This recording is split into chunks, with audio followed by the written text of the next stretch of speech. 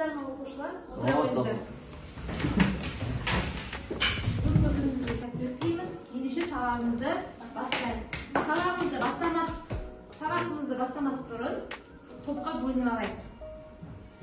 Нұршат, Әділхан, Мәдина, Гүлдария, Махаббат, Динава, екінші топқа Сәбина, Арай, Саят, екінші топқа келеді. Оқушылар топқа бөлініп болса, ендеше сабағымызды бастайық. Алдыңғы сабақта қандай тақырып өтеді? Үй тапсырмасы.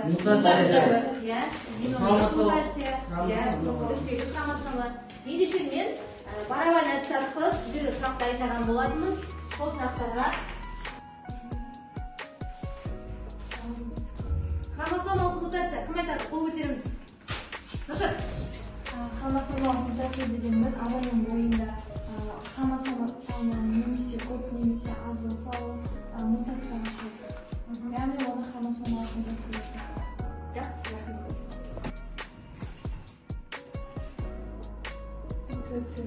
Мутация дегеніміз не? Айтқан.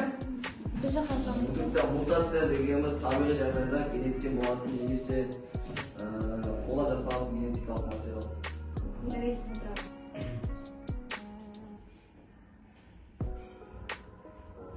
Хромосома бір бөлігінің үзіліп түсіп қалды ғой. Селекция айтады.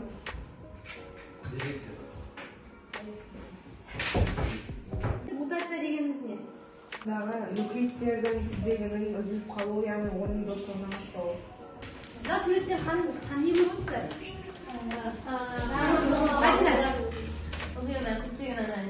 Мутацияға ұшыраған көптеген синдромдардың Сәбина, хромосоманың ауытқуына байланысты азынан немесе кемден және де тұқым қуалаушылық арқылы берілетін аурулардың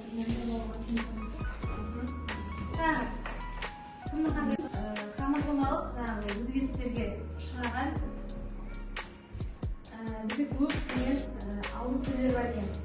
Бұлар клиника қазіргі дамыған заманға сай оларында нелері шешімдері табылып жатыр екен. Бірақ енді осы хромосомалық аурулардың көбісі десек өліп ұзақ өмір сүрмейді екен. Ендеше бүгін дәптеріңізді ашыңыздар.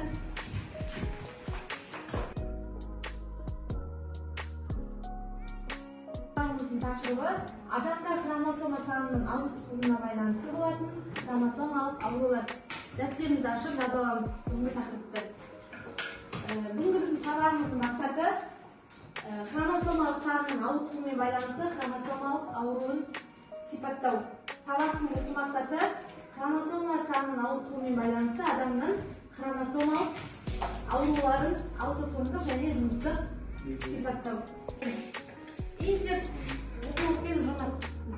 Бірінші топ, жаңа мәтінмен және мұғалім ұсынған курстармен жеке танысып, топта таңдайсыздар.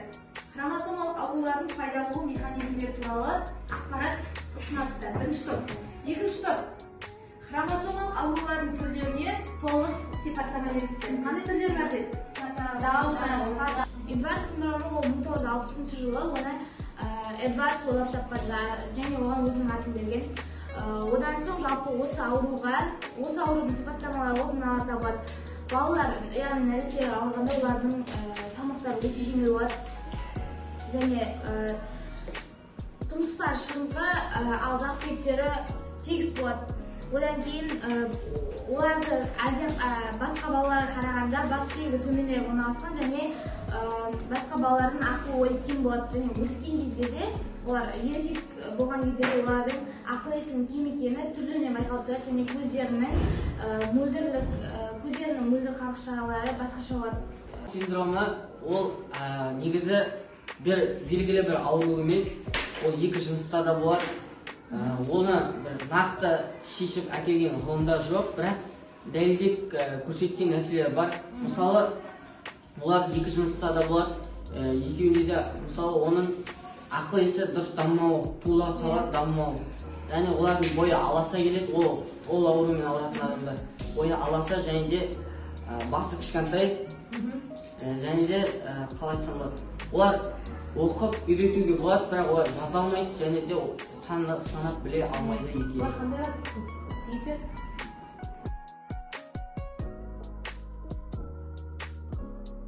Олысындағында 1930 жылы Шерешевский 1930 жылы термин зерттеп сипаттап тапқан, яғни бұл екі ғалым тапқаннан кейін екеуінің атынан берілген.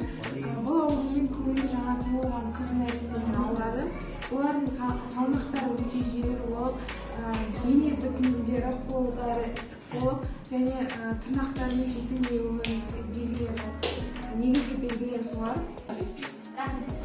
Аурудың ақыл естері кем болмаса, бұлардың жүректерінің, өкпелерінің, тоқаларының ауруынан, яғни ауырып өзгеруінен байқауға болады.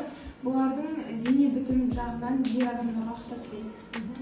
Оны 13 жұптағы хромосомалық көбеюі екенін 1960 жылы Патау анықтап, сондықтан оған осы синдромға Патау деген ат берілді.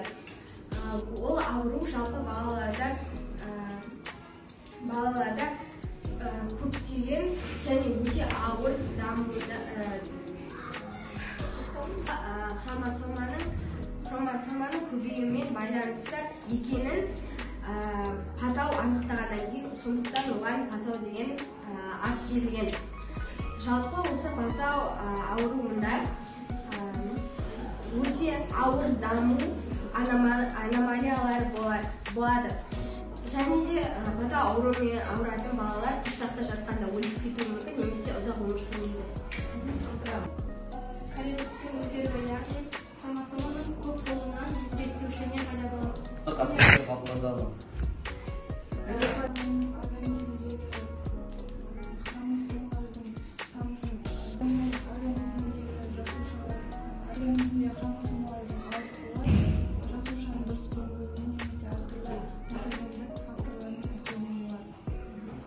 Аурулардың жүзге жуығы бар, оның ішінде бізге белгілі Даун синдромы, Патау синдромы және көптеген аурулар бар. Мысалға, оларда хромосома 46-дан үлкен, мысалға, Патау синдромында хромосома 45 болса, Даун синдромында хромосома 47, яғни бұл жерде хромосома аздығы мен көптігінің әсерінен осы ауру пайда болып тұр. Бірінші топқа формула диаграмма, хромосомалық аурулардың пайда болу себептері. Жалпы не себеп осы аурулардың пайда болуына? Мына алдарыңызда не тұр? Атлеті соған. Мен оны келесі мысалдармен дәлелдей аламын. Қандай мысалдар бар? Мысалы, жаңағы балдардың өліп туылуы. Келесі, осыларға сүйене отырып, мен мынадай қорытындыға келдім. Жалпы қазіргі заманда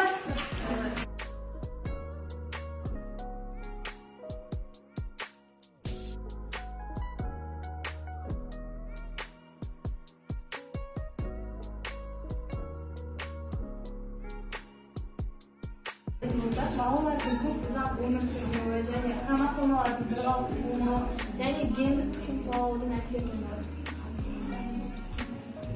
Жалпы хромосома аурулардың пайда болу себептерінің бірі ол жыныс хромосомалар санының ауытқуына байланысты болады. Жалпы аурудың барлығы денсаулықтың күтілмегенінен болады. Және жүктелетін диагнозды қабылдауынан.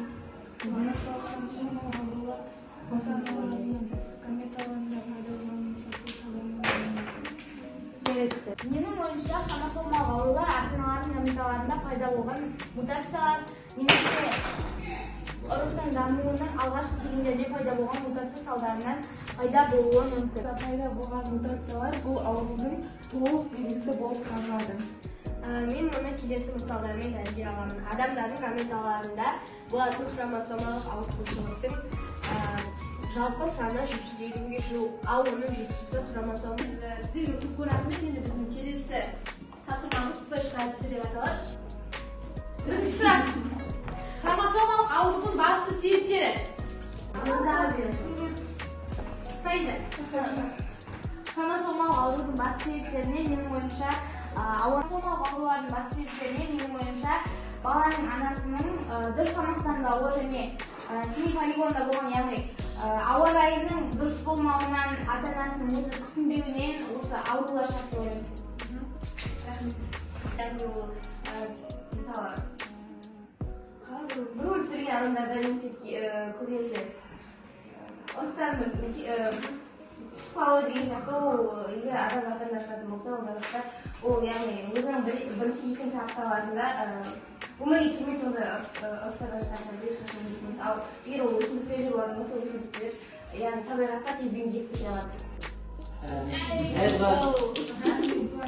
Секілді аурулар, өйткені олар хромосоманың шектен тыс өсуі немесе төмен түсуінен болатын нәрселер. Белгісі қандай?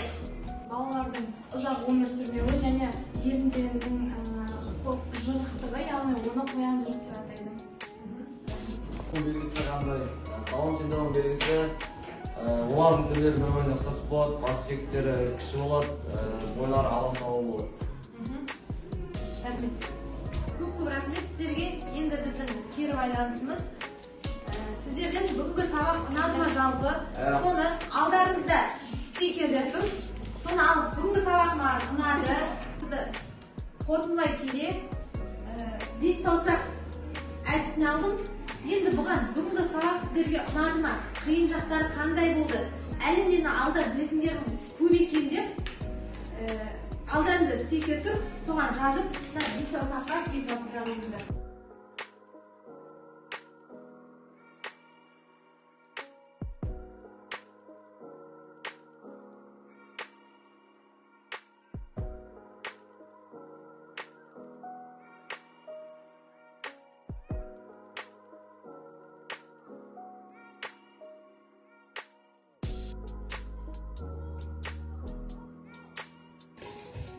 Бүгінгі сабақтар өте белсенді болған. Махаббатқа 9 балл, Гүлдарияға 9 балл, Нұршатқа 9 балл, Әділханға 8 балл,